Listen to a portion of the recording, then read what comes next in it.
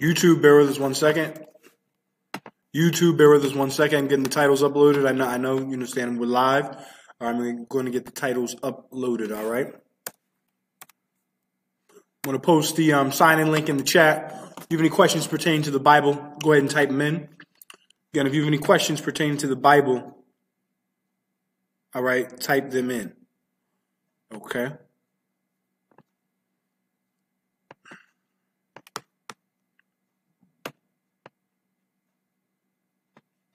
All right. About to get started.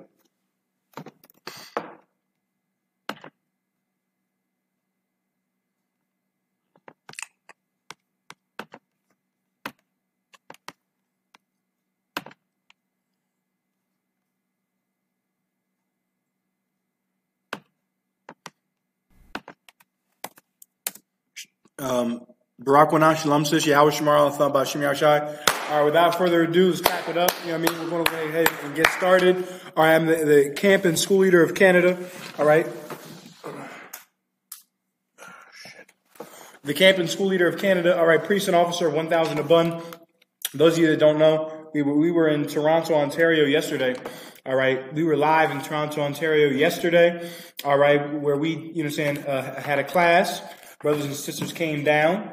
All right, we went out. We hit the streets of Toronto, downtown Toronto, to ask, the people of Toronto about police brutality.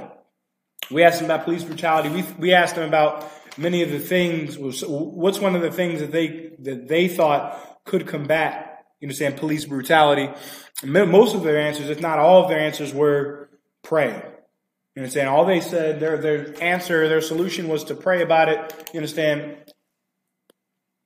Why? Because prayer in a Christian sense is a little bit different than, real prayer. Prayer in a Christian sense is leaving it up to Jesus, letting Jesus take the wheel. You understand? And that's what they think is the solution to, police terrorism in Canada, in Toronto, that is going on to the blacks, Hispanics, and Native American Indians. Like we said before, there is no way you're going to get out of this hell except returning to the laws, statutes, and commandments of the Most High, and serving the one you call Christ. You understand? The one you call Christ, Yahushua, he's going to be able to deliver us out of our hand of our oppressors. Why? How is he going to deliver us? How is he going to deliver us out of the hands of our oppressors? All right. Is he going to hug and kiss? Is he going to have, tea and cookies with Adolf Hitler and Charles Manson and Donald Trump? All right. And the so-called Negro, the so-called Chinese. All right. If you can hear and see, press 1. If you can hear and see, press 1 on YouTube, on Facebook. All right. Go ahead and sign in. Brothers and sisters that are tuning in. I'm priest officer of 1,000 Abun, camp and school leader of Canada. If you have an issue, all right, you need help with the Bible. You need, you have questions pertaining to the Bible. You need help with counsel, whatever it may be. You're going to call this number, man. Call this number that I have down here. All right. Bear with me 1 second. 5.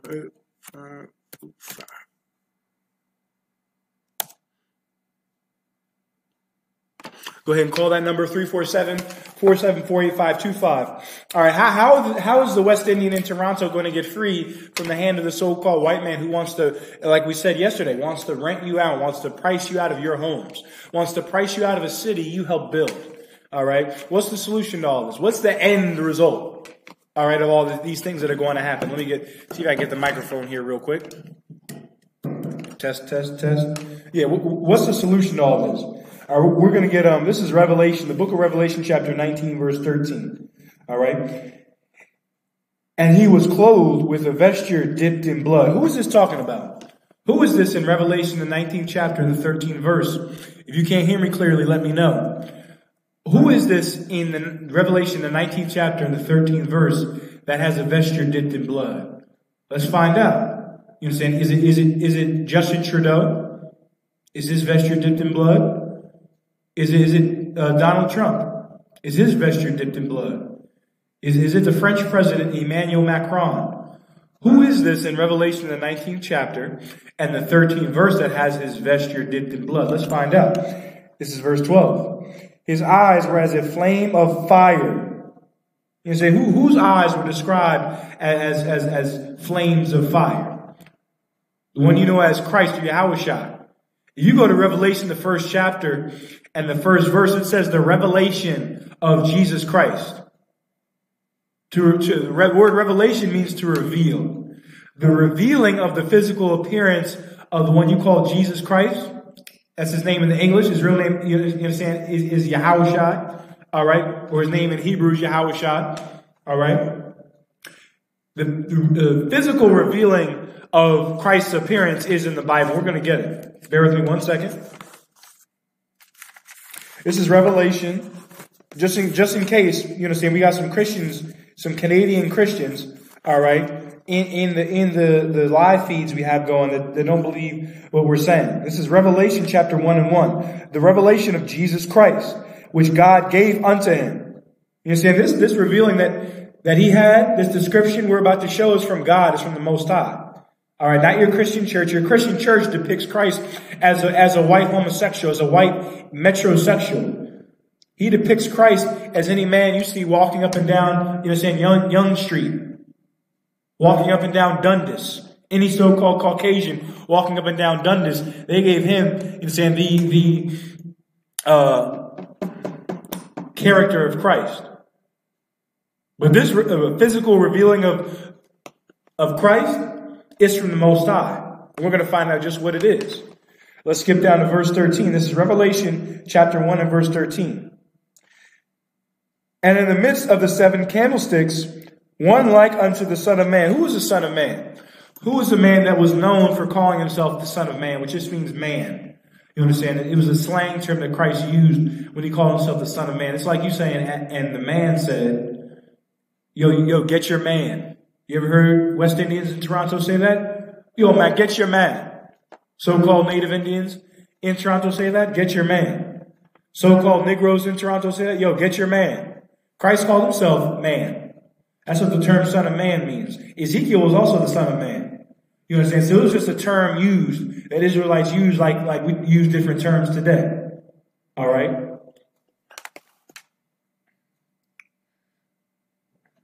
And in the midst of the 7 candlesticks, one like unto the Son of Man. The 7 candlesticks are the 7 schools that Paul built up. Paul was a Benjamite according to, I believe it's Romans 11 and 1. If you go into Romans 11 and 1, you see that Paul was a Benjamite. You know who the Benjamites are today? Who they're called today? The Benjamites are called the West Indians. You so-called Jamaicans, Trinidadians, brothers and sisters from Barbados, the U.S. Virgin Islands.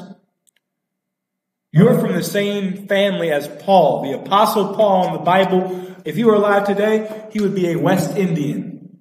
He would look like any of you so-called West Indians in Toronto. That was Paul, man. He set up 7 schools throughout Asia Minor. These are the 7 candlesticks that Christ is in the midst of. Meaning what? Christ is in the midst of the 7 schools that Paul had set up. And Christ, when you know as Christ, Yahushua is in the midst of the Israelite school of universal practical knowledge. Why? How do you know it? Because we're in the Spirit of Christ.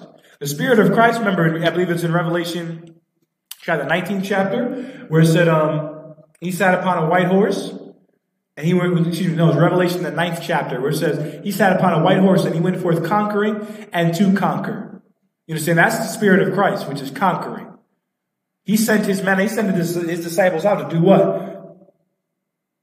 To go into the lost sheep of the house of Israel, to go and baptize, to go and teach all nations.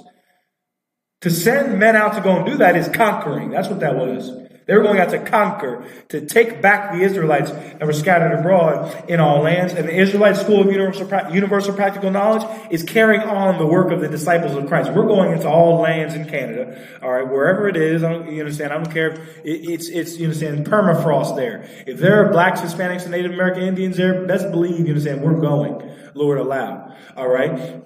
So we continue that work. All right? And Christ, or the Spirit of Christ is in the midst of us. We are not affiliated with any other Hebrew Israelite group. If it's not from the ISUPK, it's not from the Most High.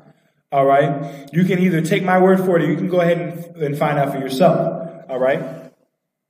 But this is he's in the midst of the 7 candlesticks. This is Revelation chapter 1, verse 13. Clothed with a garment down to the foot. You understand? Christ was fully clothed. Christ wasn't half naked like you so-called Canadians on the beach. Christ wasn't walking around in swim trunks or in a toga, like they have him depicted as in your church, in your house, in your grandmom's house. You so-called West Indians. Mama has a picture of a white Jesus. You understand? When we're going to get the true depiction of Christ, that's not what Christ looked like. Christ didn't wear a Roman toga. Why? Because the Romans were his enemy. You understand? Like Christ was an enemy to the Romans. You're going to tell me he had a Roman garment on? Hell no. He had a long garment. He had a long Israelite garment with fringes at the end, with studs, just like we wear in the Israelite School of Universal Practical Knowledge. All right? Clothed with a garment down to the foot, and girt about the paps with a golden girdle. You understand? Christ was girt about the paps with a golden girdle. That white man that looks like Justin Trudeau with hair, you understand, that you call Christ, he's not girt about the paps with a golden girdle. Christ is, though. In this vision, Christ had on a golden girdle. A girdle is a war belt. A girdle is a belt that's designed to hold your intestines. So when someone pokes you, when someone stabs you, they don't get to pull your intestines out. You understand? It's a guard for your midsection when you're going to war. Christ, in this vision, is dressed for war, not for peace. Remember, the scriptures say this in Exodus chapter 15, verse 3. The Lord is a man of war. The Lord of hosts is his name. He's the Lord of armies, the Most High. The one you call God, or is really being Yahweh. All right, he's the Lord of armies. He's a man of war. And so a man that was an Israelite, born to a father and a mother, but that was doing the things that the Most High wanted him to do. That man, of course, being, you understand, Christ or Yahushua, he would be decked out for war too. Remember, Yahushua said this, and when you know as Christ said this, I and my Father are one. If he and his Father are one, if his Father's a man of war, if the Most High is a man of war, what would that make him? A man of war. They're one, meaning they're on the same page. You understand? The Immaculate Conception is not real, it's a lie. Christ is not God, and Christ was not born from an Immaculate Conception. Christ was born from a mother and father. All right? This is verse 14. Revelation chapter 1, verse 14. His head and his hairs were white like wool. White is a color. Wool is a texture. Now tell me, so-called Canadians, who has woolly hair on the planet Earth? Does the white man have woolly? Is Justin Trudeau, is his hair woolly? Is he sporting an afro in Sussex Drive? Your neighborhood white man, is he sporting woolly hair? Hell no. You so-called blacks, Hispanics, and Native American Indians, you have woolly hair, man. Christ has woolly hair, curly, very, very curly hair, like what we call nappy today. That's the texture of hair that Christ had, and it was white. All right? That fake image of Christ, that doesn't have white hair. He has blonde hair, beach blonde hair, and it's straight. That's not what Christ looked like. That's strike two against that bastard that you think is Christ. All right? As white as snow, and his eyes were as a flame of fire. His eyes was a flame of fire because he liked to drink. He enjoyed to have a drink of wine. All right. In the book of Matthew, or I believe it's the book of John, the Pharisee said unto him, the disciples of John don't eat or drink. But here comes this one. Excuse me. Christ said, the disciples of John, they don't eat or drink. And you say bad things about them.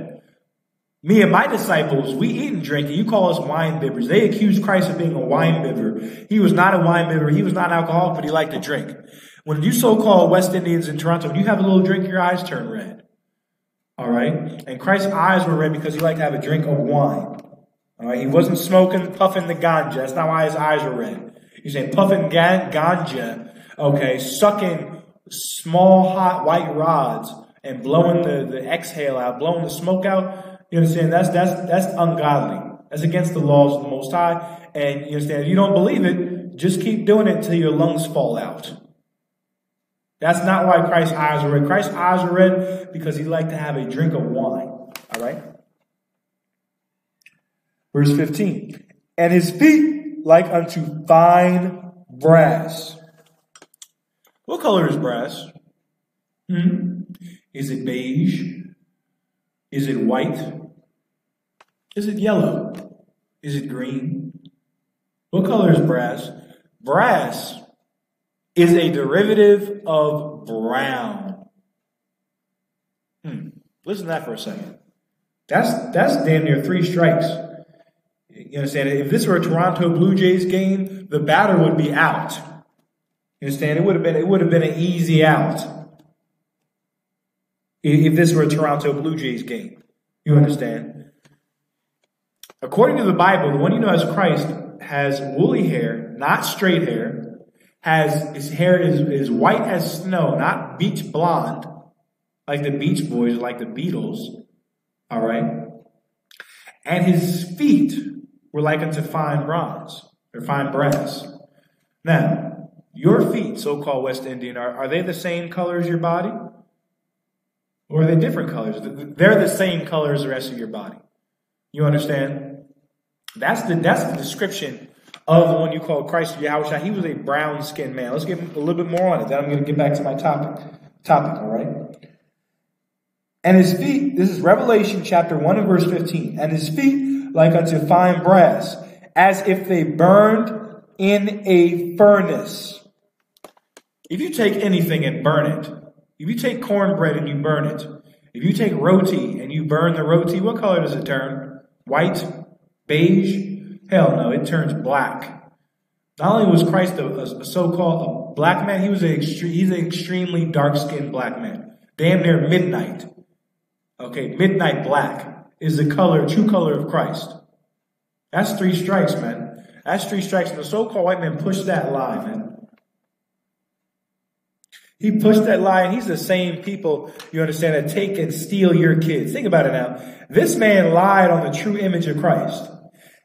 And he has the audacity in Toronto to go and snatch your kids, man, which is what he's doing with this a permanent ward. With these permanent wards, all these permanent wards in Toronto. Who are most of the permanent wards in Toronto? They're overwhelmingly black, Hispanic, or Native American Indian. And that's in the Bible. Your kids becoming permanent wards, your kids being taken by access and being put into child care and foster care. That's in the Bible, man. That's in the Bible. We're going to get it right now. All right? Bear with me one second. This is the book of Deuteronomy, chapter 28 and verse 32. Thy sons and thy daughters shall be given unto another people. Let me ask you something, so-called West Indian, Latino, Native American Indian, whose kids are permanent wards. Are they with you? Are they in your care? Are they under your adult supervision? Hell no. You so-called West Indians in Toronto and Ontario, when your kids go to access, when your kids become permanent wards, they're given into another people. Now they're no longer in your custody. They're in the custody of Justin Trudeau and the Canadian government. Literally. And go into the courtrooms, the family courtrooms in Toronto and in Ontario, in Hamilton, in Mississauga, all throughout Ontario where blacks, Hispanics, and Native American Indians live. You'll find that in those family courts, overwhelmingly, they're made up of blacks, Hispanics, and Native Indians. When we make up a small portion of the population, how does that make any damn sense? It doesn't make any damn sense. It's supernatural. Your kids being taken away from you, the reason is not because you did anything wrong necessarily, or you did anything that other races of people don't do. Your kids are taken away from you, and they're taken away from you at an alarming rate because it is supernatural. There is a supernatural force, you understand, that has worked against you your entire life. It's why you lived in that house. It's why you were born with that uncle. It's why you live in that neighborhood. It's because of a supernatural force. It's because of the one you know as God, man. All right, let's finish this verse. Thy sons and thy daughters shall be given unto another people, and thine eyes shall look. You'll look at them. You'll come to see them every once in a while, hug them, play with them, try to teach them some damn thing. You'll look at your kids. Let's read on. And fail with longing for them all the day long. Your eyes fail for longing for your kids, man. in the child care system, when your children become permanent wards of the nation of Canada. You look, but your eyes fail for them. Hell, when you send your children to school in Toronto, are they going to Sister Nancy's school? Are they getting taught by the Bam? Huh? Are they going to the school of Buju Banton? Excuse me if I'm pronouncing that name wrong. Are they going to the school of Buju? Hell no. They're going to the school of Justin Trudeau. All right. The school of Ontario. The school of Toronto. When you send your kids off to the school, you wave at them. They run with their book bags. They get on that bus. Bye, Mom. Bye, Dad. They're going to another people, man. That's where they're going. They're not going to your people. They're not being taught their culture. Your kids aren't being taught about the history of the so-called Jamaican Maroons. Your children are being taught about the independence of Haiti. Your children are being taught about the rape, robbery, and murder of the so-called Native Indians throughout Canada.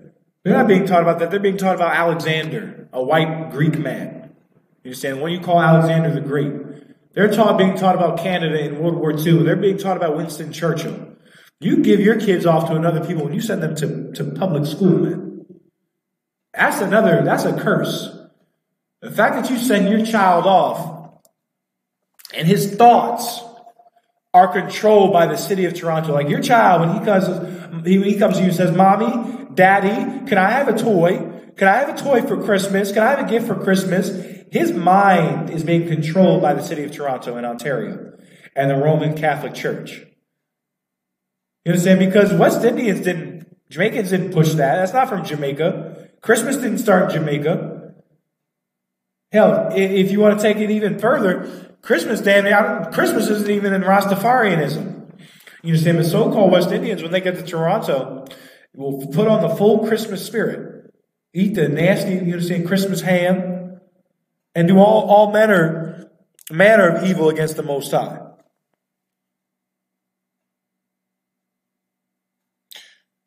If your child is crown ward, you can see them until they're 18. Oh man, the sister said crown ward. So like it, the water says crown ward, not permanent ward. Crown ward. You're a ward of the crown. Ward of the crown, really, of England. You understand? Because England is the nation that really runs Canada. Canada is run or ruled really by the Queen of England. The Queen of England, like you said yesterday, she's the largest landowner on the planet Earth. All right, she owns Canada, the Commonwealth of Canada. All right, your sons and your daughters, when they go to school, they're being taught by the crown. They're not being taught by you. When your sons and daughters come back, can we have Thanksgiving on October 8th? Can we celebrate New Year's? You one generation out of the West Indian Islands, they asking you about Christmas. You understand? Why? Because they're given it to another people. Your children are given to another people, and you fail with longing to see them. So-called Haitians in Montreal fail with longing to teach their children about the Haitian Revolution when it's not being taught in schools. Fail with longing to teach their children about, the patois, the Haitian Creole. West Indians fail with longing to teach their children the patois, even though that's not our real language. But it's a language that we spoke, that we had, that we put together to survive in this hell and to communicate with each other. You know what I'm saying? Still using the white man's tongue. We can't even push those things on our children. Why? Because they're given to another people. The Crown Ward being disproportionately filled with so-called blacks, Hispanics, and Native Indians is a curse. It's a curse from the Most High. Why is it put on us? Why do these things happen to us? All right? Why? We're going to get it. We're going to read the rest of Deuteronomy chapter 28, verse 32. And there shall be no might in thy hand. Right, there's no might in your hand. You're like the sister brought out in the chat. When your child becomes crown ward, you can't see them until they're 18? Damn. I didn't know that. I heard that brothers and sisters are able to at least come and see their kid. But you can't really see them. I understand what you're saying. You can't really see them. Like, you can't really take hold of them, take care of them until they're 18 years old. So for 18 years old, they've lived off of the crown, literally. They've lived off of the city of Toronto. They've lived off of Ontario, lived off of Canada.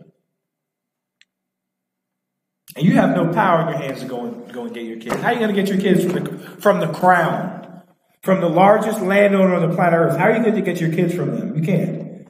There's no might in our hands. That's a curse too, man.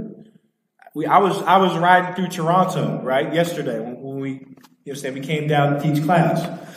I believe I was riding through Dundas Street. Those of you that know better than I do, you can correct me. I was riding through Dundas Street. We passed by Chinatown, and in Chinatown, they had a Bank of China. They get a Bank of China in a country that is an ally with America, who is damn near at war with China, and Canada, who's telling tourists that go to China, get ready to get locked up. But the Chinese can put a Bank of China in. There is might in the Chinese hands. There is no might in our hands. There is no Bank of Buju. You understand? There is no bank, you understand, of Trinidad, of Jamaica, in Toronto. Our businesses get shut down. Our businesses get replaced with drug dealing and prostitution. You know why? Because of these curses. Why are these curses on us? Why do we have to deal with our children becoming crown lords? Why do we have to deal with our children, going to you so-called Native American Indians? Why do we have to deal with our children being taken and put into reform schools, which have mass graves and raped and murdered tons of the students on those schools?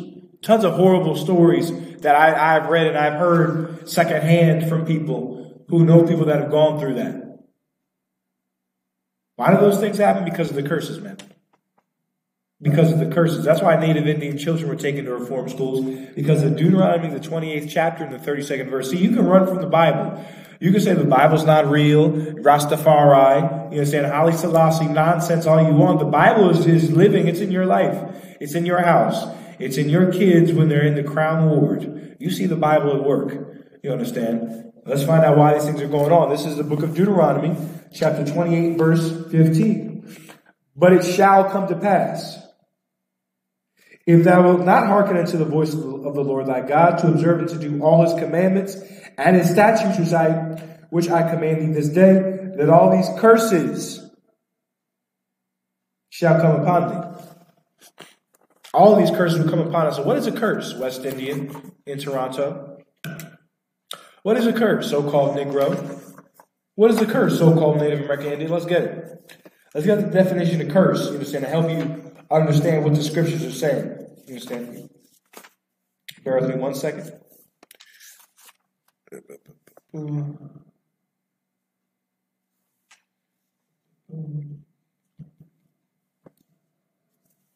Bear with me 1 second.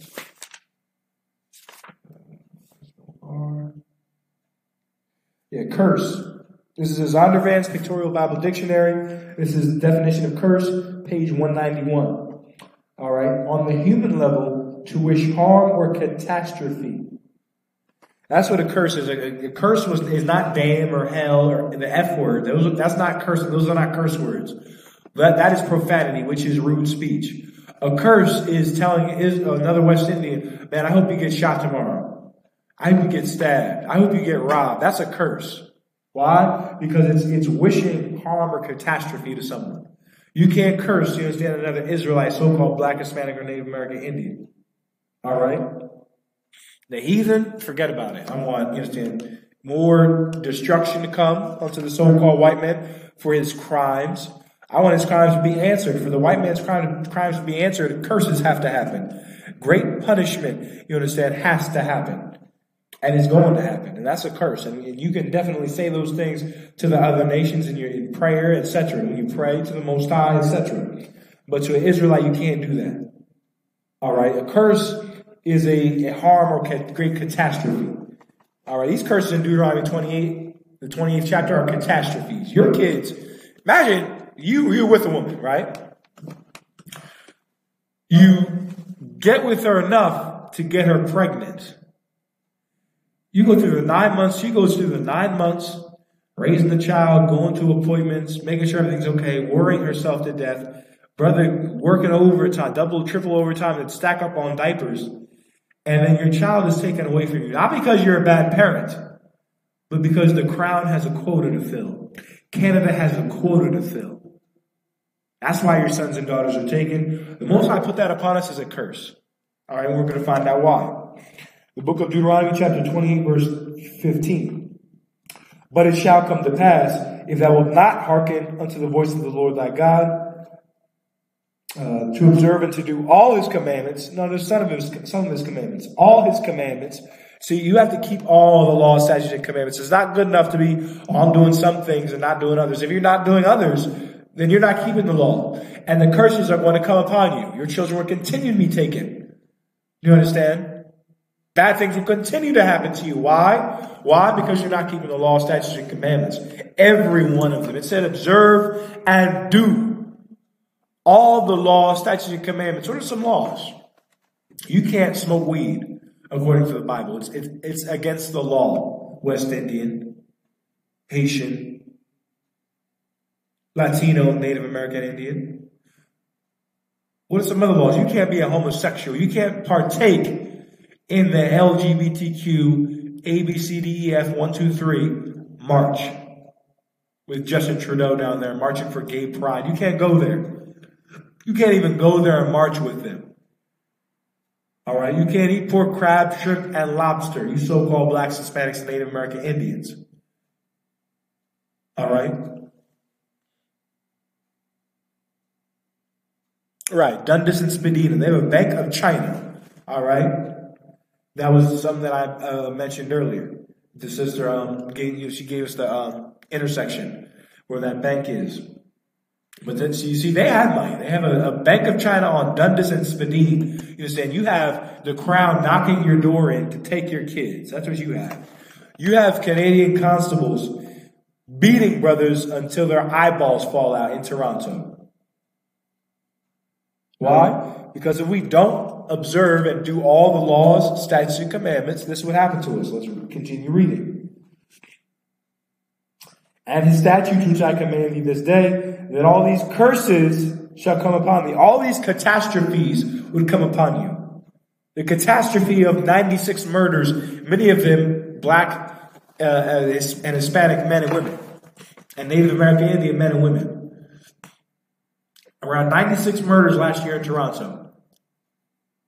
That's a curse. That's a catastrophe. That in a city that's majority heathen, majority white, majority Somalian, Vietnamese, and other races, Arab, and other races of people, the race of people that's committing the most murders, or is being murdered the most, is the smallest race in the entire city. The blacks, Hispanics, and Native American Indians. That's a curse. That's a catastrophe.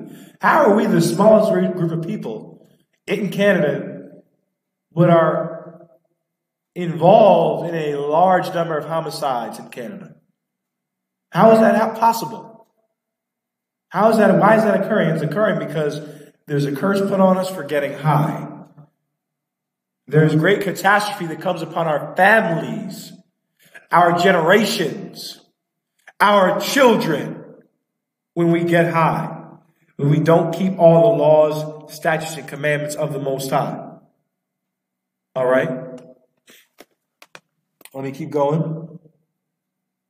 That all these curses shall come upon thee and overtake thee. What are some of the curses? Cursed shalt thou be in the city. In the city, you so-called West Indians, you're cursed, man. The cops ask your son, where is he going? And then proceed to beating him with a metal pipe. You're in the wrong neighborhood, they said. And then beat DeFonte Miller with a metal pipe. Saw Dwayne Christian in a stolen car and murdered him, man. And shot him to death. Cursed shalt thou be in the city. You're cursed, man. We were driving by Canada. I was on Dundas Street. We took a right somewhere, and I saw the ghetto. You understand? It was it was damn near like a physical line. We made a right. I saw the apartments. I said, this is it. I said, this is where Jake is. This is where the Ross Clouds are at. All right? This is where Sitting Bear, Sitting Bull, and Jose are at. I saw rundown apartments. It said co-op homes in front of it. This just dirt and trash everywhere in front of the apartments.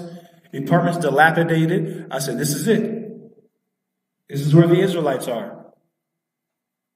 All right. Why? Because we're cursed in the city. Great calamity and catastrophe comes upon us in the city. All right. And cursed shalt thou be in the field. And cursed shalt thou be in the field, man. Where's the field? The rural areas. Jamaica. The West Indian Islands, where you come from, aren't as heavily populated as Toronto. And we're still cursed there. So-called East Indians come to Trinidad and run Trinidad. Well, you built Trinidad off of slave labor. You made the crown, the British Empire, now known as the UK, you made them wealthy beyond belief. Wealthy beyond wildest dreams. You made those people. And you're cursed there. Catastrophe continues to attack us, to hurt us. All right, bear with me 1 second. All right, plug something in real quick.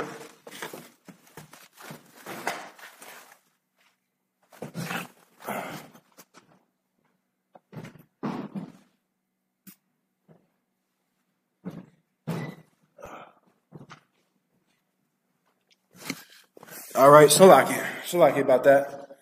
All right.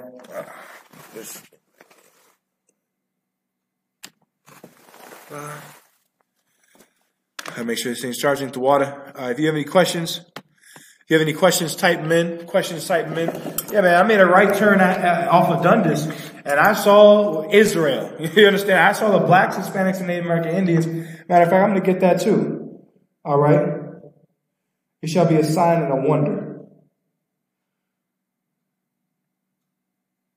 Bear with me 1 second.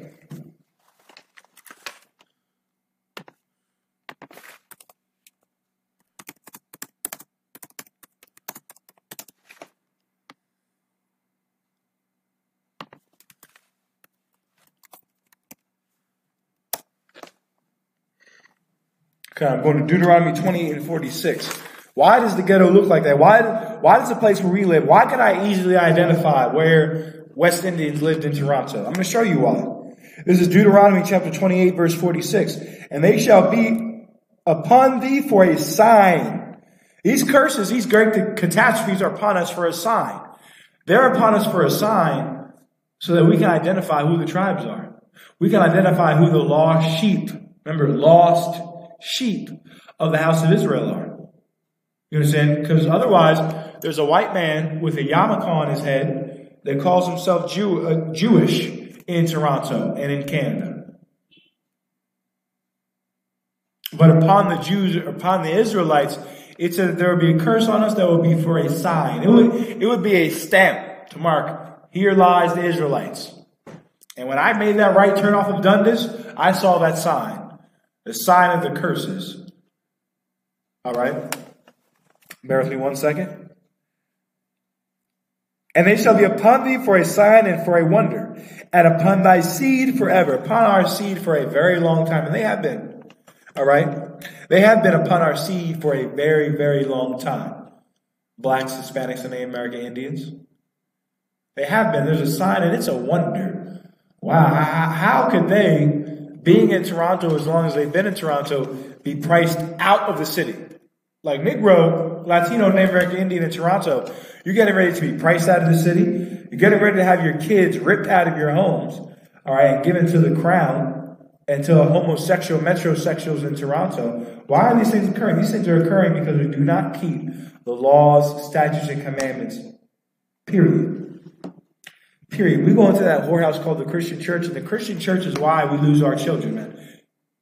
The Christian church is to blame for it. The Roman Catholic Church is to blame for it.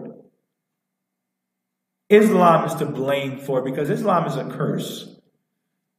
And we're going to get that too. And Christianity is a curse. All right. Let me get it. Deuteronomy chapter 28, verse 64. And the Lord shall scatter thee among all people. What's going on in Toronto? You down there? Are you the majority in Toronto? Hell no. You're scattered amongst all people in Toronto. You're scattered amongst the Arab, the East Indian, the Asian, so-called white man, Chinese, African, You're scattered amongst all those people. All right? Scattered amongst all of them. Scattered in Canada. Let's continue reading.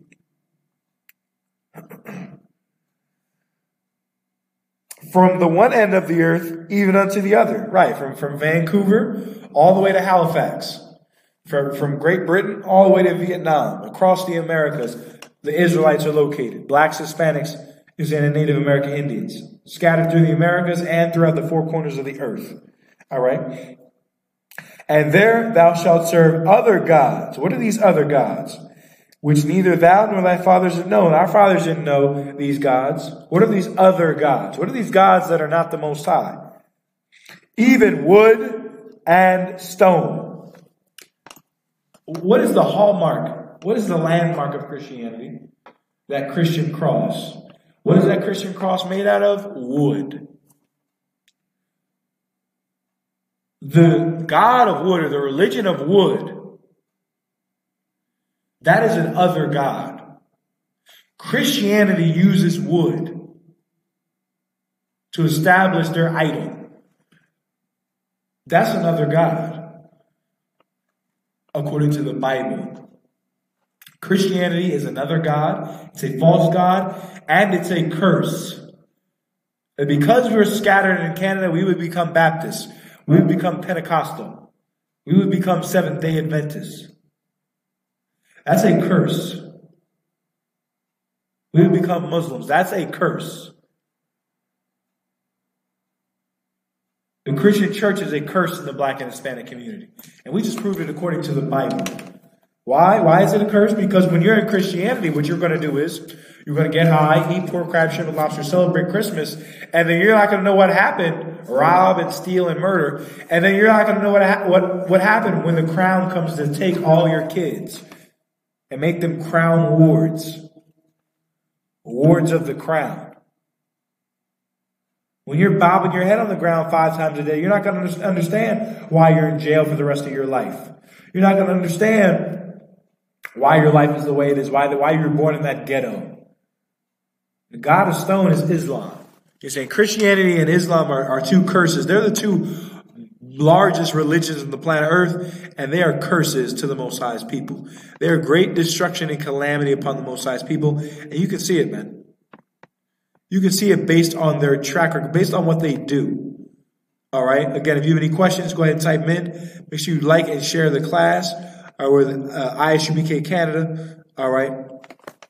Having class here. We had class in Toronto yesterday. All right, which we're going to continue reading. It's like, that's it on the 64th verse. All right, but let's, Shalakia. Let me get another scripture. All right. Bear with me 1 second.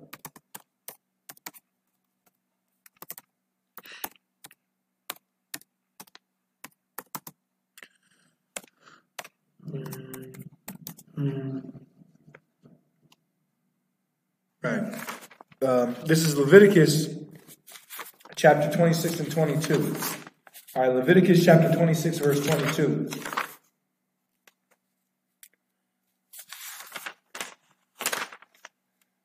Bear with me 1 second. Leviticus chapter 26, verse 22. I will also send wild beasts among you. The Lord said, this is another chapter talking about the curses or the calamities that would come upon us. The horrors that would come upon us. Blah, blah, blah. Give me 1 second. Verse 22. This is Leviticus chapter 26, verse 22. I will also send wild beasts among you, which shall rob you of your children. Now, Israelites, Blacks, Hispanics, and Native American Indians, the Lord said he would send a wild beast among us. And there is a wild beast among us. There's a man in Canada that walks upright, but that advertises, a lifestyle that promotes AIDS, like homosexuality. A lifestyle where you're playing in another man's feces. That's not beast-like. A dog will lick its own feces. But there's a man on the earth that promotes that same filth. You get my point? Like a very dirty and disgusting lifestyle that homosexuality is. A violent lifestyle. The white man pushes more, you know what I'm saying, Jamaican weed than a Bob Marley concert. Why? Because he knows we're going to be destroyed by it. You get my point? He seeks about to destroy us like a wild beast. The Lord said he would send wild beasts among us. So those wild beasts are white people. White people are wild beasts. All right? Can't explain it any more clear. All right? Justin Trudeau came out the other day and said, in British Columbia, addressing the British Columbian pipeline, he said, yes, Canada has done horribly with the Native Indians. Yes, we have. And guess what? He doesn't give a damn. He doesn't give a damn. Why? Because they're wild beasts. They want to kick us out of our homes in Canada. The police are raiding homes in British Columbia to kick the Native American Indians, the Gadites, out. The Lord said he would send wild beasts among us. What will these wild beasts do? We shall rob you of your children. They rob you of your children. They rob you of your children, black man, Hispanic man, Native American, Indian man.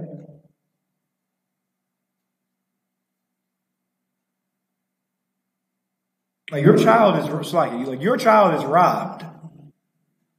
Your child is robbed from you when he's sitting in the crown. When he becomes a crown ward. When he becomes a ward of the crown.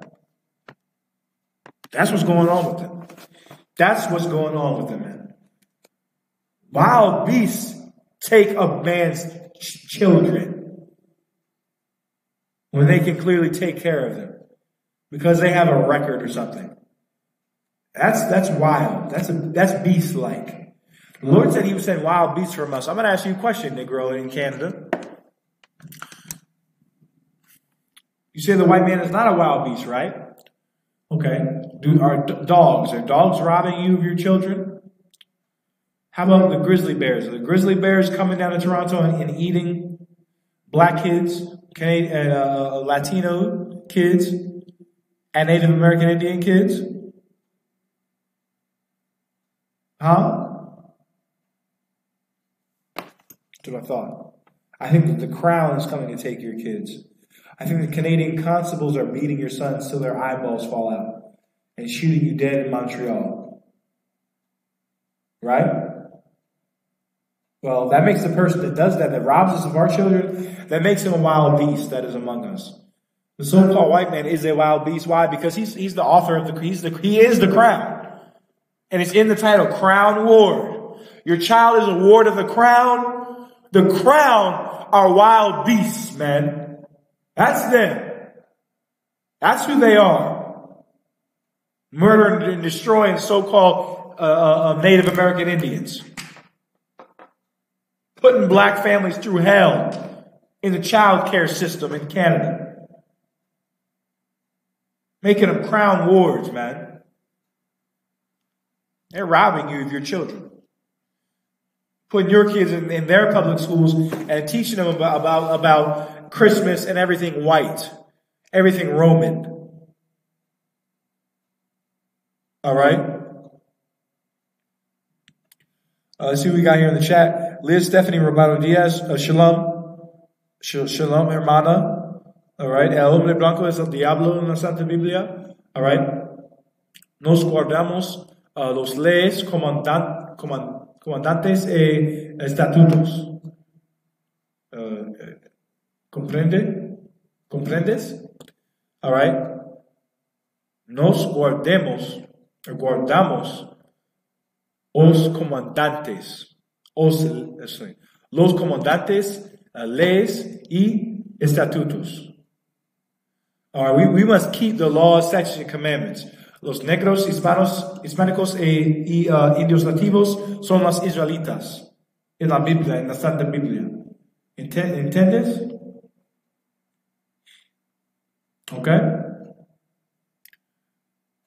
Okay, see. We gotta see, all right? We get in the tea time. Shalom, sis. Yahweh Shema Al Bashim Yahshua. All right, those of you that don't know, we're going into the curses. We're going into the curses, all right? The curses that will come upon us, all right? Okay. I got it too. All right. The white man is the devil that the Bible speaks of. I hope everybody gets it in Canada. All right. The curses are coming upon us because of our transgressions. Because we break the law, statutes, and commandments, we lose our kids. You understand? We fall under a plethora of health problems. All right. That's why so many permanent wards are crown wards. I put permanent wards in the title. I'll change it. Why so many crown wards are Black, Hispanic, or Native American Indian? Because we don't keep the law, statutes, and commandments. If you get high, you're going to lose your kids. You know, you're going to lose your house. You're going to lose your intestines and your arms and your legs. Because it's not what God put you on this earth to do. What did God put you on this earth to do? Black man, Hispanic man, Native American, Indian man. All right.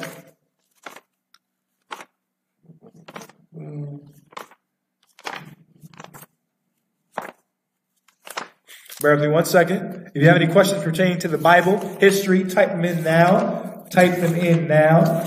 All right. What's the meaning of life? This is Ecclesiastes chapter 12 and verse 13. Let us hear the conclusion of the whole matter. Fear the Most High and keep His commandments.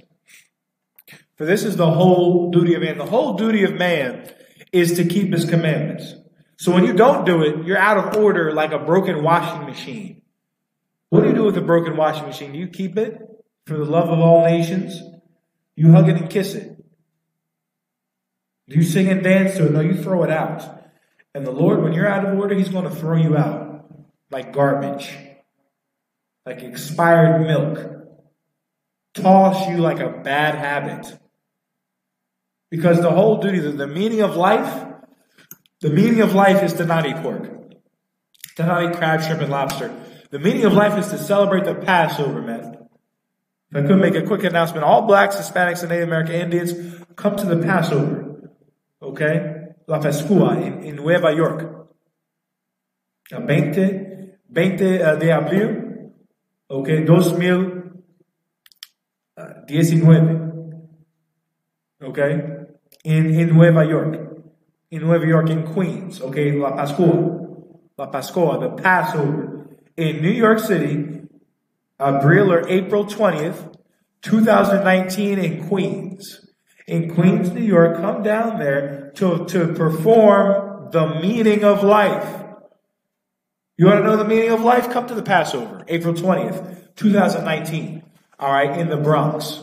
I forget the name of the ballroom, all right. If you need it, you understand, hit me up after class. The school number is in the chat. All right? Do that and find out the meaning of life. Do the meaning of life. It's to keep the law, statutes, and commandments. So when we don't keep the law, statutes, and commandments, all kinds of hell comes for us. With our health, with our relationships, with our kids being taken by the state. All of these things will come upon us if we don't keep the laws, statutes, and commandments. But hold on for a second. Hold on, just 1 second. The Lord, the Most High, said that wild beasts would rob us of our children. Right? What is going to happen to the people that rob us of our children? The crown takes your kids and makes them crown wards. That's indisputable. He's a wild beast according to the Bible. Because he takes your children from you and stuffs them into his public schools. That's what he does. What's going to happen to this man? What's going to happen to this man that's a robber of children? So let's get it. We're going to Revelation, Apocalypse. Okay, chapter 18 and verse 8. Capítulo 18. Versículo 8. All right. Revelation chapter 18 verse 8. Therefore shall her plagues come in one day. Death and mourning and famine. And she shall be utterly burned with fire. For strong is the Lord God who judgeth her. Who is her? She is the great whore. All right. That sitteth upon many waters. Isn't the United States and Canada, aren't they on the Atlantic and Pacific Oceans? Aren't there militaries in every country in the planet Earth? That's the great whore. That's America. And America is going to be judged, man, and destroyed. and they're going to lose their kids, man. They're going to lose their children. Loss of children is what's going to happen to her. It's a plague that's going to attack them. Why? Because they pushed it on us, man. We lost our children to the crack epidemic when mothers and fathers left their children to starve to fuel their crack habits. We lose our sons and our daughters in Thunder Bay. When a so-called Native American Indian gets high on meth and can't take care of his kids, so you come and save the day and come and snatch him and make him crown wards. We lost our children. Guess what? Americans are going to lose their children, man, according to God. Canadian kids are going to be lost according to God, according to the Most High. So that's it, man. That's the solution to all this. That's what's going to happen to these people. All right. On behalf of the pale, red, black horses, all right, Deisha Carrington, all right. Shalom. Yahweh Yahushai Brakatha. Shalom. All right, you want to break that on Revelation in the 9th chapter? Is that right? No. You want to break that on Revelation the 6th chapter, right? Right. The pale, red, black, and white horses was what you mean. All right, everybody go to Revelation, the 6th chapter. We're going to break down the horses. All right, we might do that for the second half of class. Before I get into that, there was a question that I was asked about the Sefer Bible. The Sefer Bible is not correct. It's totally wrong. First of all, the Sefer Bible has Bibles that are not included in the Dead Sea Scrolls. In the Dead Sea Scrolls, there is no book of Jasher. There is no book of Enoch in the most ancient scrolls of the Bible ever found. There is no book of Enoch. There is no book of Jasher. The book of Jasher did not make it into the collections of the Bible. You understand what I'm saying? The book of Enoch did not make it into the collections of the Bible. If you look up the book of Enoch that is around that you can buy today, just read the table of contents. The book of Enoch or the book of Jasher, one of those two were made up. Those books today are made up. The entire translation is disputable. All right, there's no knowledge of where those books came from. They're not some of them. There's some conjecture that those books aren't even translated from Hebrew. That they found those books stuffed somewhere in Ethiopia and translated them. You understand? Those versions, those are not the books of the Bible. In the first Maccabees, I believe, it talks about a library we had. I'm going to get that. Brother that has a question about the horses. I'm going to break that down for the rest of the class. You're going to get the full breakdown, but just bear with me 1 second. All right. Library. It's in 2nd Maccabees.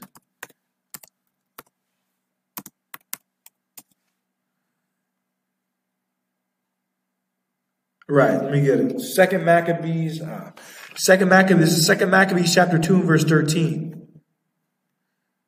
Bear with me 1 second. Blah, blah, blah, blah.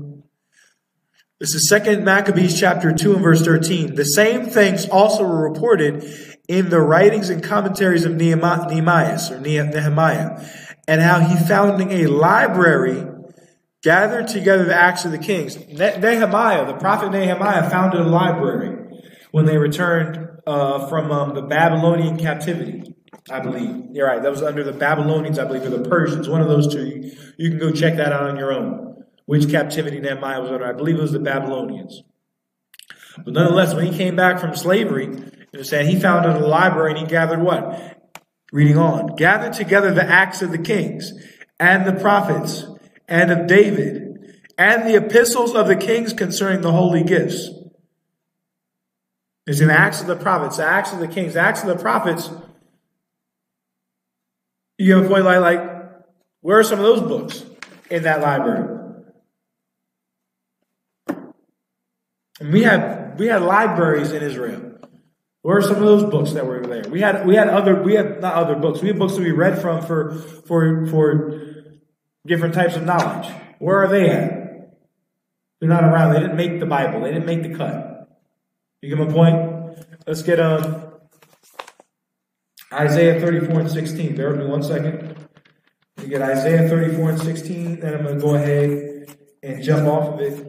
We're going to go into the King James Bible next week. We're going to prove the King James Bible is the most accurate Bible, all right, that is out, in the English tongue, all right. This is Isaiah chapter 34, verse 16. Seek ye out of the book of the Lord and read. Enoch is not in the book of the Lord. Enoch is a made-up book. All right, Jasher, that was written, one of those two was written in the 70s. It says something crazy about Adam and Eve, how Adam and Eve tried to commit suicide. That's not in the Bible. That's not in Genesis. All right. Seek ye out of the book of the Lord and read. No one of these shall fail. The book of Enoch didn't make it. Didn't make it. It's not in the Bible. Didn't make it. You understand? The book of Jasher didn't make it, but Isaiah made it. And 2 Peter, 1 Peter, Revelation, Ezra, the book of Genesis. Those books made it. Why? Because no one of these shall fail. All right? The things that we need to get out of this captivity, the meaning of life is in the Bible. The Bible is the book of life. The Bible prescribes, you understand, how a man should live. It gives him rules and it gives him rules and regulations to follow. And that's it. No one of these shall fail. These are all compiled in the King James 1611 version. The entire Bible is in the King James 1611 version. It contains the Old New Testament, what the Roman Catholic Church or the Protestant Church called the Apocrypha, or hidden books, books that were taken out of the Bible. All right. With that, I'm done with that. All right. I'm going to go into the King James Bible next week. All right. We're going to go ahead. 6 and 7 of Moses. I don't know what 6 and 7 of Moses is, brother. All right. I do not know what 6 and 7 of Moses is. You got to explain. We're going to go into Revelation, the 6th chapter. All right. The breakdown of the four horsemen. All right.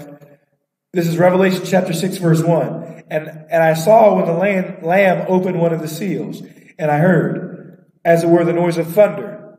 One of the four beasts saying, come and see. There are four beasts that stand about the throne of the Most High, giving him praise, along with the 24 elders that are up there. All right. The Lamb is Yahushua. Yahushua, in Isaiah, the 53rd chapter, it said he would be quiet.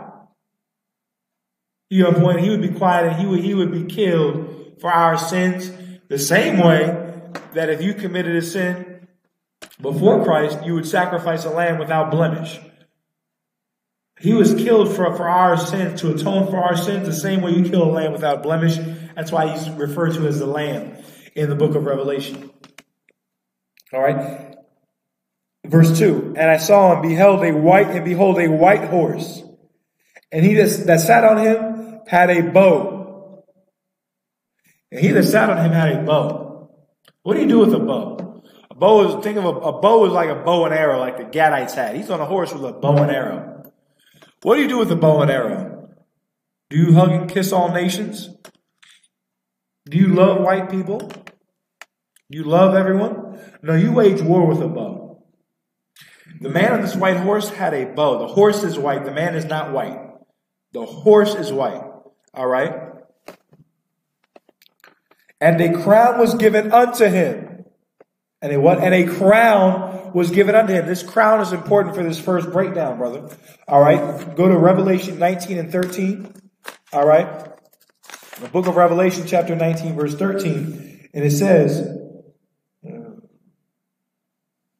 it's like in Revelation chapter 19, verse 12. His eyes were as a flame of fire, and on his head were many crowns. Many what? Many crowns. Whose eyes were as a flame of fire? Yahushua's, when you was Christ. That's in Revelation chapter 1 and 13 through 15. He had many crowns on his head. A man with crowns, with a bow, ready to make war, that's Yahushua. The horses represent spirits. The brother that asked the question, you ever heard of vibes? Like, this person's giving me a bad vibe. You ever heard that? Brother that asked the question? You ever heard brothers and sisters say, he's giving me a bad vibe, she's giving me a bad vibe? I caught a bad vibe as soon as I entered the room. Think of it like that. Like spirits travel from person to person based on interaction with people. You understand? Carnally, you see it as someone comes in angry and then you get angry. You understand? Someone's depressed and then it makes you depressed. That's a demon going from person to person. In some cases. You understand? But these horses represent spirits, all right? Because it's going, it's going from place to place, all right? Blah, blah, blah. And a crown, this is Revelation 6:2, the middle of the verse. And a crown was given unto him, and he went forth conquering, and to conquer. This is Christ, man. He wasn't, that's not the spirit of Christ. Being soft and talking soft. Doing whatever the hell they do in the Catholic Church, the Christian Church. That's not the spirit of Christ. Loving and hugging, kissing people. The spirit of Christ is conquering and going to conquer. Conquering meaning the spirit of Christ is conquering now in the Israelite School of Universal Practical Knowledge, man. We are in the spirit of Christ. And Christ, when he returns, he's going to conquer again. He's going to conquer again as he started conquering when he was here on earth. We continue to conquer, you understand, until he returns. All right? Conquer and take ground by pulling our people out of the philosophies of the other people that are around about us. All right? Bear with me 1 second. So the white horse, brother, is the spirit of Christ. All right? The precept is Revelation 19:13. The man that sat on this horse, he had crowns. All right? And Christ has that crown. And he's going to wage war. And in the 13th verse, in Revelation 9:13, it said he had a vesture dipped in blood. So he's going to wage war, all right? This is verse 3. And when he had opened the second seal, I heard the beast say, come seal. Think of the seals. They used to have Bibles that had leather seals on them that could be popped open, or excuse me, they were like wax seals. That's even better. They had wax seals on them, and to open the book, you had to pop the wax seals. All right? Second. And when I had opened the second seal, I heard the second beast say, come and see. And there went out another horse that was red. And power was given unto him that sat thereon to take peace from the earth. Power was given unto him to take peace from the earth. Brother that asked this question, if peace is taken from the earth, what is going to be in the earth? You just have to think logically. All right. Brother that asked the question, if there is no peace in the earth, what do you have in the earth? All right. Ayar Shamar Shalom Yahweh Bashim Yahweh Shabrakatha. All right. Trooper Ayar out of Toronto. What's going on, brother? All right. Good to see you in the chat. All right. We're at Revelation, the 6th chapter. We're breaking down the 4 horsemen. All right. Trooper Ayar, the first horse, the white horse in Revelation, the 6th chapter, the second verse, that is the spirit of Christ. All right. The spirit of Yahushua. So the brother asked this question, if there is no peace, if power was given unto this man to take peace from the earth, what is going to be in the earth? There's no peace. The brother that asked the question. I'll wait.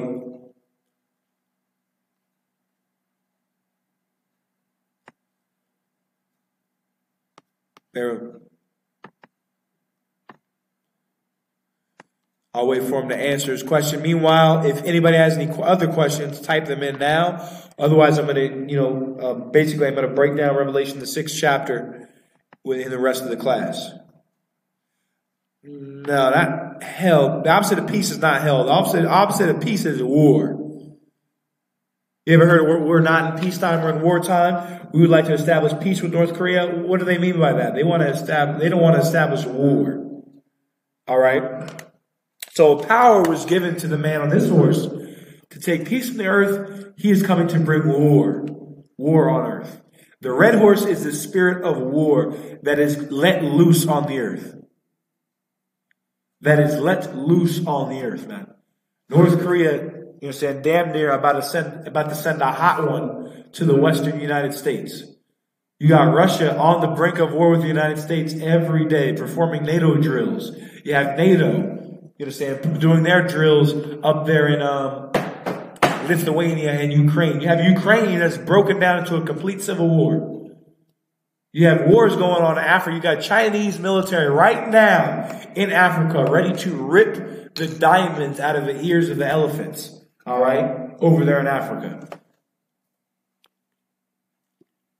Ready to totally rape the earth to make smartphones.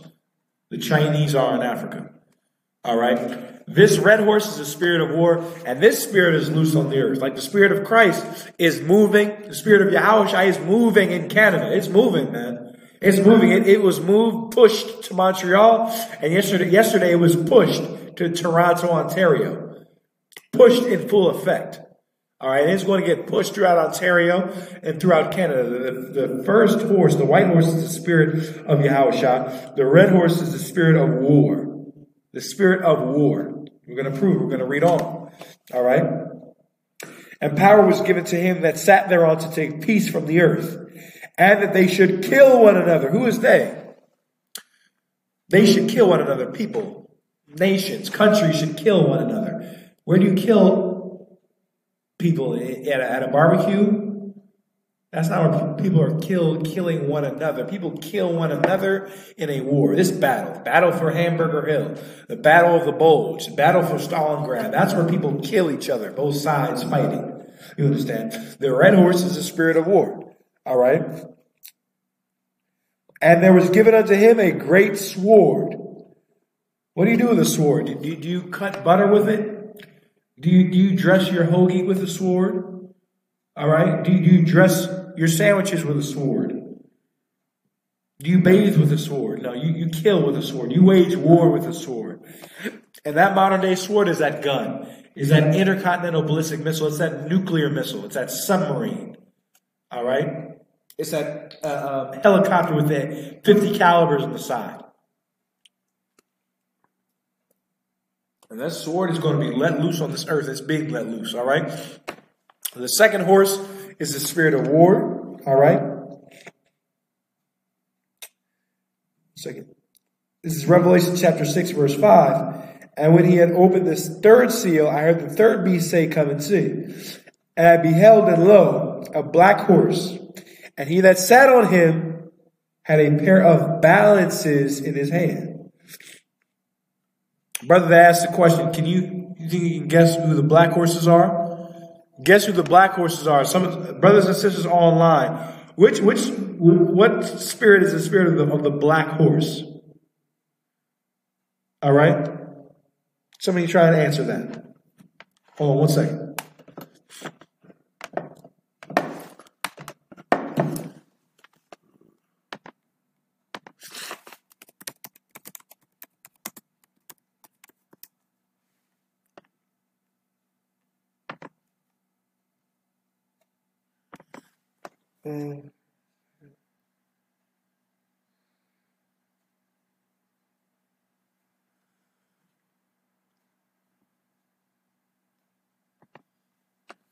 Anybody get it?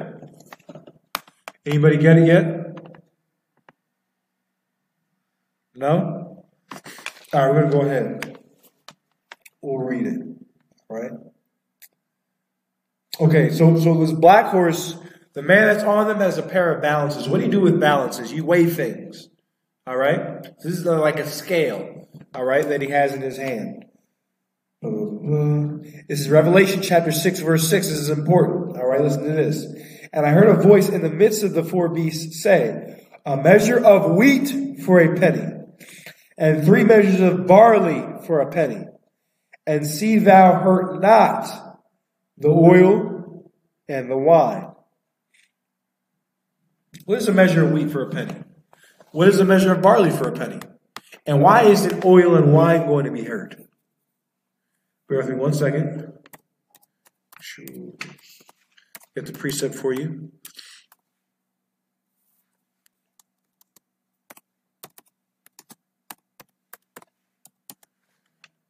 I have a precept for you, brother. Unsure? All right, no problem, no problem.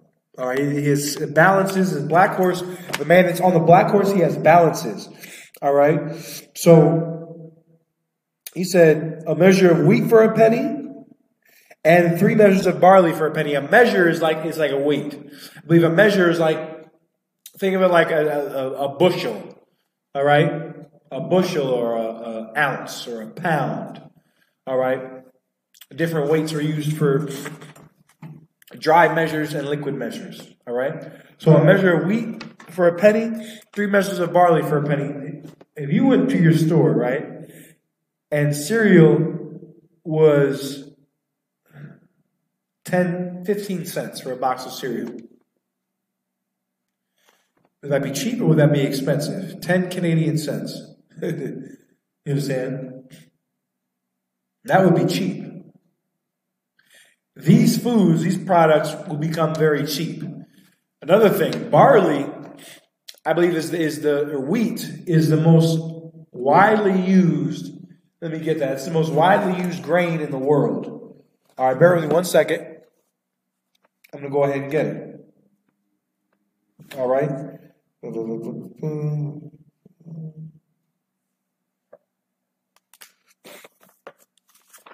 with me 1 second. Getting the definition of wheat for you in the Zondervan's to prove a point. Give me 1 second. All right.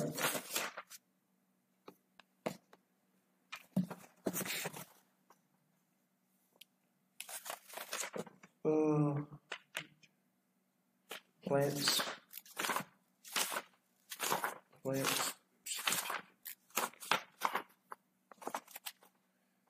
Bear with me 1 second. I'm getting the definition of wheat.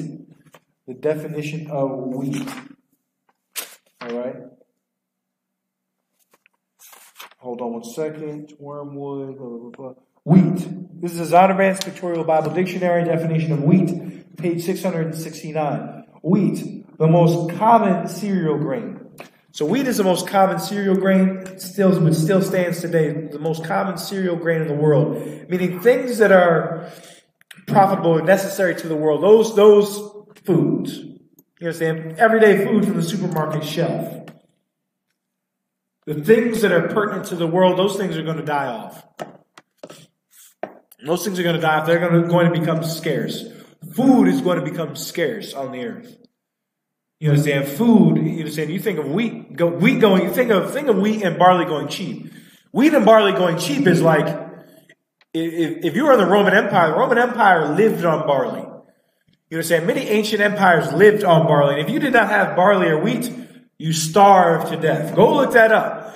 Go look up the records of how ancient Rome fell. There were starvations and famines, that were going on. Why? Because they had shortages of wheat, shortages of barley, I believe, specifically. If you don't have barley, if you don't have grain, it cripples a society. You get my point? So this is talking about a massive crippling of a food source, of food. You understand? And when you have a crippling of food, when you have a disease or an ailment on food, when you have something on food that makes it cheap, what makes food cheap? Brother, that asked the question. Diseases. Why would wheat be a penny? Because of disease. This is talking about lots of diseases that are going on in foods. Where do you see that today? The mad cow disease that went out. That's scared. All right, different diseases that were on swine flu, I believe, was passed by chickens. Salmonella, in some cases. E. coli. Those sorts of diseases that become pandemics or epidemics. That's prophesied. That's this black horse here in Revelation, the 6th chapter. The black horse is talking about famine. You understand that things profitable for society, the things that society needs to live. You think about grain, you think about wheat. Food worldwide is going to be shut down. You understand? It's going to become scarce. It's going to become very cheap. Let's get the precept for it. This is 2nd Ezra chapter 16 and verse 21. 2nd Ezra chapter 16 verse 21 is the precept. All right, behold, victuals shall be so good cheap upon earth, that they shall think themselves to be in good case. This food is going to get very cheap. Barley for a penny. Saying chicken who was 39 cents a pound. Or 15 cents a pound. Go ahead and get it while you can. Pork. Your nasty, disgusting pork that you eat, that you're not supposed to eat. That got cheap. All these foods are going to become cheap. Food's going to become cheap. Why? Because the food is diseased. You got Monsanto talking about people bringing it out. They're not bringing it up. People exposing Monsanto as having, chemicals that change frogs into women. You got a frog. Your frog is going to become Caitlyn Jenner. All right. Your frog is going to become a transvestite frog. All right. Ribbiting, and leaping through the marshes in the wet area. The creeks. All right. Making seeds, reproducing seeds that you can't grow again. Those seeds that they genetically modify are sterile. They're not fertile like heirloom seeds. If you buy an heirloom seed, you can plant the seed. Whatever fruit you have, you can take those seeds and plant fruit. So if I buy an heirloom tomato seed, I can plant it in the ground, water it, it'll grow. Those tomatoes I can pick. I can pull the seeds out of that tomato and grow new tomatoes. With a genetically modified or a tampered, altered tomato seed, it sprouts and it grows. Those seeds are not fertile. When you splice tomato with fish, which is what the white man is doing, those seeds become infertile. That's why the scripture says, thou shalt not mingle thy seed. You understand? That's talking about you. Well, first, that's talking about you mixing seed together. You're throwing a certain plant or certain vegetable and then another vegetable that looks alike. When you go to pick and harvest them, you can't sell both of them for the same price because you're cheating your brother by doing that. You can't take it to market it as this kind of grape, a wine grape, when it's really just a regular grape you use for eating. You understand what I'm saying? That's the point of not mingling your seed. The white man has taken that mingling seed to a whole nother level when he is literally mingling the seed. He is literally putting fish genes, I believe, into tomatoes. We're not to do that either. You understand? Because the white man does that, he's going to destroy crops across the planet Earth. He's producing things that are infertile, that are prone to diseases. Those diseases are going to come to those. Are going to come to those vegetables, fruits, animals. All right. 2 Ezra chapter 16 verse 21. Behold, victuals shall be so good cheap upon earth. Give me 1 second. Victuals shall be so good cheap upon earth that they shall think themselves to be in good case. And even then shall evils grow upon the earth. Sword, famine, and great confusion. The sword, that was that red horse. War, famine. This is this horse, the black horse. Great confusion, wars. There's fake news coming out, right? This side saying it's fake news. The other side saying it's not. Conspiracy nonsense coming out. Great confusion is in Canada and in America.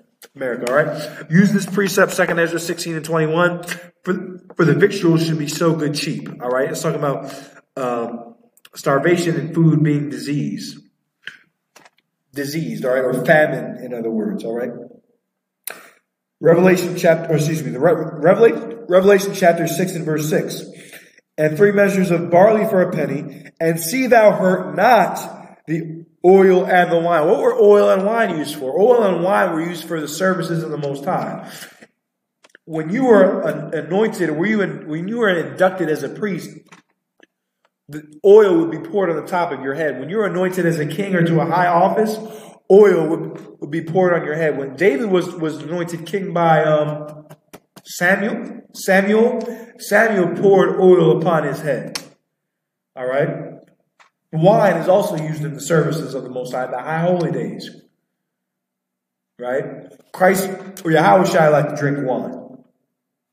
All right. The things pertaining to the world, foods and grocery stores and in general, those things are going to be destroyed. They're going to become cheap. They're going to become diseased. But the things pertaining to the truth, you understand, oil and wine, the things that the truth needs to sustain itself, that we need to sustain ourselves, our food is going to be fine. Our food is going to be fine. The scriptures say this, that I have not seen any of the prophets, any of the righteous begging for bread. It also says in Psalms that when you trust in the Most High, He makes your basket plentiful. All right? Both those precepts are in the book of Psalms, talking about food. You understand? So we're going to get to eat, man. What's the precept? What's the proof of that? You know when Elias went to that Shunammite woman, right? Went to that widow. When he went to that widow, right? They had very little food left. There was a famine in the land during the time of Elijah, right? He told that woman to make him cakes, right? Make him a cake of flour. The only problem is the woman only had a little bit left. And Elijah said, okay, no problem. Make me a damn cake. All right? She makes him a cake, and he said, you made me a cake, you made me eat first during a famine. You're not going to go hungry. And they didn't go hungry during a famine. Why? Because the scripture says, hurt not the oil or the wine. You understand? They sustained a profit, and because of that, while everyone else was starving, was famined, they weren't. That's an example and proof that that's how that goes down. That while everyone else was starving, they got high, that smoked cigarettes, starving to death. And it's going to happen. Starving to death. We who keep the law, statutes, and commandments and are doing the work of the Most High, we're not going to starve in that day. We're not going to. See that thou hurt not the oil or the wine. All right? Famines are going to come, but they're not going to touch us. All right? There's going to be shortages of food, but we'll be fed. We won't starve to death. All right? That's the black horse famine. All right? Revelation chapter 6, verse 7. And when he had opened the fourth seal, I heard the voice of the fourth beast say, come and see. And I looked, and behold, a pale horse. Horse is pale. Think of it like the color gray. All right? One second. And his name that sat upon him was Death. And hell followed with him. The name that sat upon him was Death. All right? Bear with me one second. Let's find out who this is.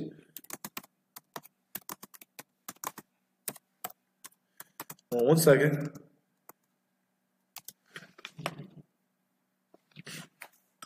Hold that. Give me Revelation 1 and 18. All right?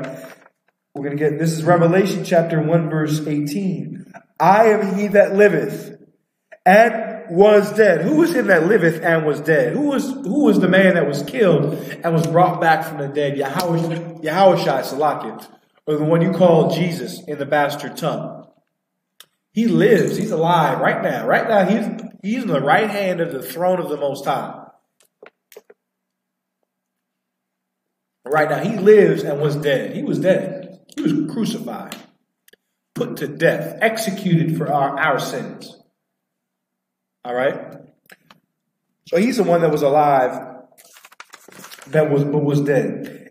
Reading on. And behold, I am alive forevermore. Christ is alive forevermore. Christ is going to be king forever and ever and ever and ever and ever and ever. Amen, which means so be it. And have the keys of hell and of death. So Christ holds the keys to hell and to death. Meaning what? Destruction and hell, which is a low state. He holds the keys to it. He holds the keys. All right, right. So the name, when it says the name of him that sat upon him was Death, that is also talking about Yahushai. This pale horse is talking about the return of Christ. It's talking about the return of Christ, or more accurately, in or around the time of the return of Christ, the spirit of death that will go about the earth. There's just a massive amount of people are going to die, all right, and going to be killed when Yahushua returns and before Yahushua returns. returns in World War III. In World War III, before Christ returns, these nations are going to use conventional weapons. The nukes will be used when Yahushua returns, as it says, every eye shall behold him. When they see those so-called UFOs come down, they're going to shoot all their nuclear missiles at these UFOs. It's going to, of course, destroy them. The angels, along with Christ, are going to come down and destroy the earth. We're going to get to be used as a battle axe and are going to subdue the survivors on the planet Earth. All right. But the one you know as Yahushua, he holds the keys. And the one you know as Christ, he holds the keys to death and hell. Death and hell is the spirit of death. All right. It's going to come upon the earth. All right. It's going to be brought on by the return of Yahushua. All right. And I looked and behold a pale horse, and his name that sat on him was Death, and hell followed with him. And power was given unto them over the fourth part of the earth. It's like it, to kill with sword, and with hunger, and with death, and with the beasts of the earth. They're going to get killed with hunger, famines, like the brother Adiyar brought out. All right.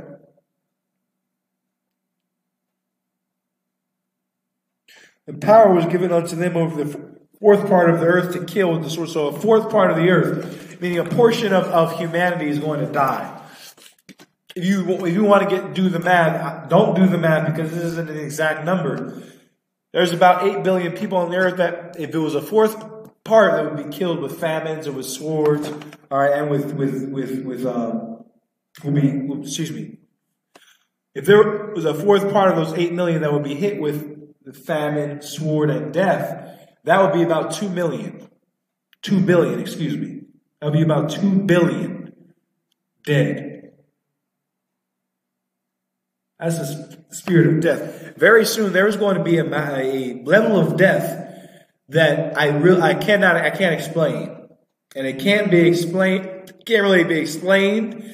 It's something that's going to happen, and it's going to be the worst time in human history ever. That's just how it's going to go. Do you understand? Where billions of people are going to die very soon.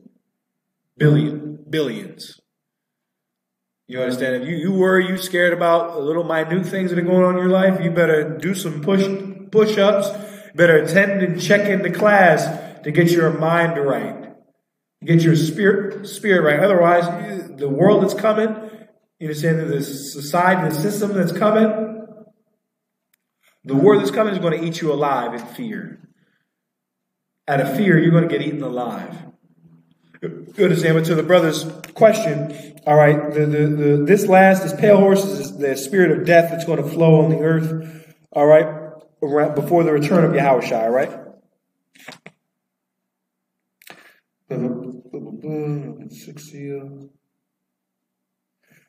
Let me get Revelation chapter 6 and verse 12. Let's skip down to verse 12 and break down the rest of it. This might be some other things that you don't understand. All right, brother, that's the breakdown of the four horsemen. All right, that's the breakdown I received. This is the breakdown I pass on to you. All right, and you pass it on as well.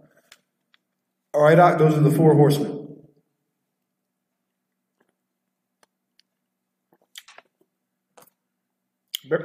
So I have some hiccups. Bear with me 1 second.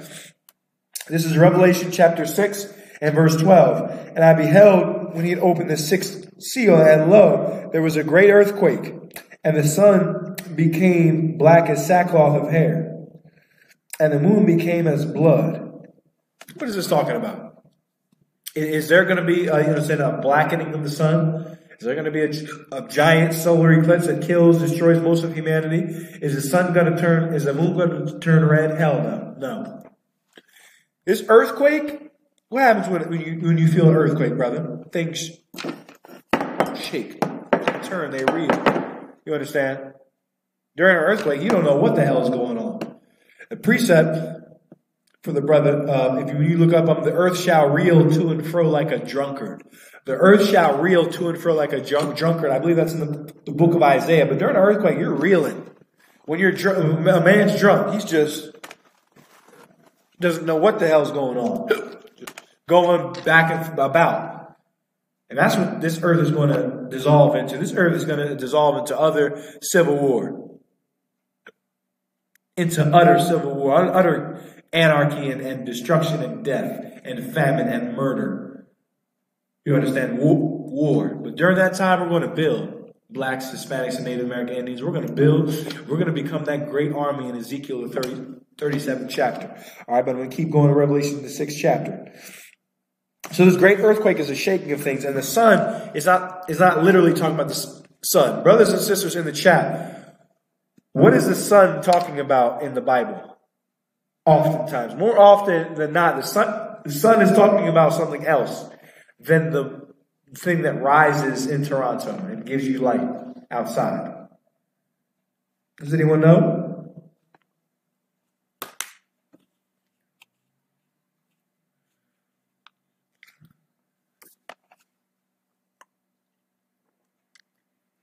Give you all a second. What's the sun talking about?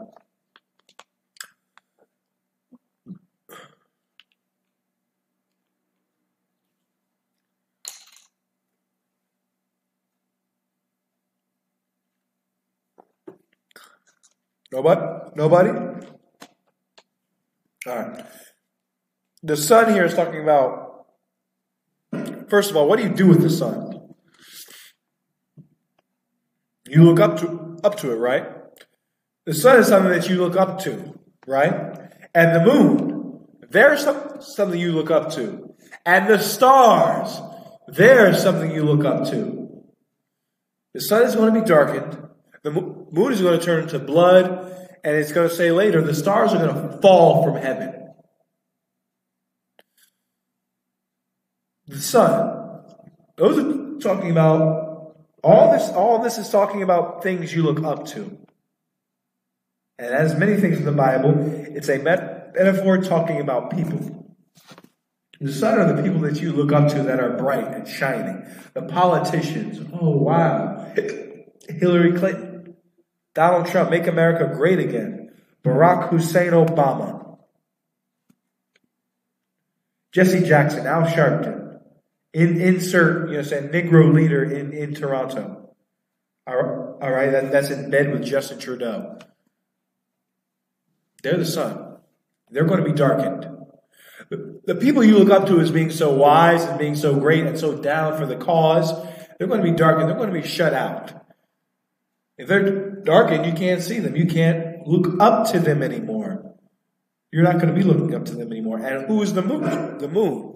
The moon are people you look up to, but they're not as bright. They're bad. Drug dealers. Gangs. He doing what he got to do to make money. Selling you people drugs, being a witch. Being a damn witch. All right? A stinking drug dealer, man. They're people you look up to. Wow, I want to get the bands like him. Al Capone. Who was John Gotti, the Italian Mafia. Wow, the Negroes, Latinos, and Native American Indians look up to him, put him in their rap songs all the time. These so-called these Italian devils that made money selling drugs and being criminals, we look up to them. The criminals, they're the moon. Wow, he's a dope boy. Wow.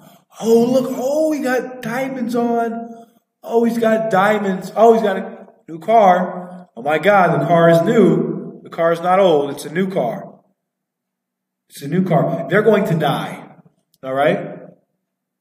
Your favorite drug dealer, your favorite gang, whatever, mafia member, they're going to die. They're going to be killed. They're people you look up to. They hit it big. They made a lot of money. They did it big in the dope game. I want to be like him. I want to be like John Gotti. They're going to die. They're going to die. And when they die, you can't look up to them anymore. There's going to be a day coming when there's going to be no more Weed Man. Mr. Weed Man is going to die. The Lord is going to put him to death, and he's going to blot out Jesse Jackson and Al Sharpton and the Negroes in with Justin Trudeau. The Native Indians in with Justin Trudeau. There's going to be a day coming when there is going to be no Weed Man. There's going to be no one to buy weed from and Molly from. There's a day coming, and I can't goddamn wait for it. When you can't buy your goddamn plants to smoke. It's 2019. You losing life. Not to the Russian military, not to NATO. You losing life to a plant. To a plant. And we're going to fix ourselves in Canada? Hell no. You better go. You might as well just go somewhere else. It's not going to work. We're not going to take the kingdom. You're being overtaken by photosynthesis. You're being overtaken by chlorophyll, by green matter, green plants. The man that got big selling those things, he's going to die. Oliver North pushing crack cocaine in the black community, Ricky Ross, all these black and Latino and so-called white drug dealers, gang members, killed murderers, men that you look up to that are not looked at as favorable in the public light, they're going to die too, along with the politicians. And the stars from heaven, the people we look up to. Who are the people we look up to in Toronto? Wow, her hair is straight. I wish my hair was straight. Let me buy someone else's hair that's straight and wear it on my head like a costume. Oh wow, they have light skin. Let me rip and burn the melanin out of my skin with chemicals.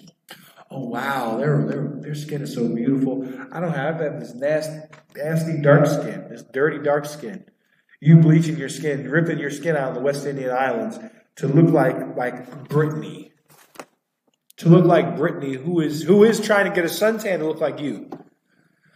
The stars of heaven, the stars we look up to, those are people. The so-called white man and Justin Trudeau. Whoa, LGBTQ march. Oh my God. Look at the car he has. They're going to fall. We're going to read it. And I beheld when he had opened the sixth seal, and lo, there was a great earthquake, and the sun became black as sackcloth of hair, and the moon became as blood. Verse 13, and the stars of heaven fell unto the earth, even as a fig tree casteth her untimely figs when she is shaken of a mighty wind. All right, these people are going to be destroyed. The stars of heaven, the people we look up to, are going to fall. They're not going to be ruling anymore, and therefore we're not going to look up to them anymore. We're not going to look up to Hillary Clinton. We're not going to look up to Donald Trump and to Justin Trudeau anymore. That day is coming, man. Let's read on. Verse 14, and the heaven departed as a scroll when it is rolled together. And every mountain and island were moved out of their places. And the kings of the earth, and the great men, and the rich men, and the chief captains, and the mighty men, and every bondman and every free man hid themselves in the dens and in the rocks of the mountains. Verse 12, I'm going to get back to you on verse 12. Verse 12 could also be talking about, verse 12 could also be literal, and I'm going to ask about it, I'm not sure. All right, but what I told you about verse 12 is correct. All right, verse 13. Right, we broke that down with the stars of heaven, white people falling. Verse 14. Verse 14 is literal. Verse 14 is literal. Verse 14 is talking about the return, all right, of Christ, of Yahushua. How do we know that? Because in the next verse it says the kings, the great men, the rich men, the bondmen hid themselves in the dens and in the holes of the rocks. What is that talking about? They're bunkers that they're going to try and hide in. There's a complex over in Colorado, I'm not sure if any of you are aware of it, called Fort Cheyenne. Fort Cheyenne is a very deep and broad underground bunker where they plan to evade nuclear fallout. Well, they're not planning to evade nuclear fallout. They plan to evade nigga fallout, all right, and wetback fallout, and savage fallout when the 144,000 come across the earth to destroy and to overthrow the earth. That's what they're trying to hide from. And they're trying to hide from what you call Yahushua, which the scriptures say. We're going to prove it. All right? And the heaven departed as a scroll, and it is rolled together. That heaven departing as a scroll is talking about the ozonosphere or the ozone layer. You understand that the layer of gas that separates the gas above or space, the water above from the water below, from space from the earth. That's going to be ripped open by what? It's going to be ripped open like a scroll when the so-called UFOs of Yahushua, when they roll through. All right?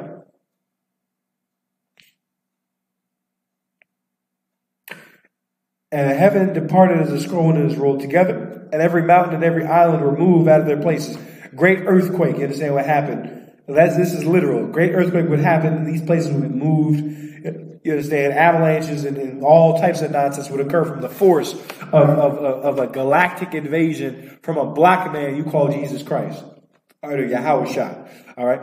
Verse 15, and the kings of the earth, and the great men, and the rich men, and the chief captains, and the mighty men, and every bondman, and every free man hid themselves in the dens, and in the rocks and the mountains. They hid themselves, saying what?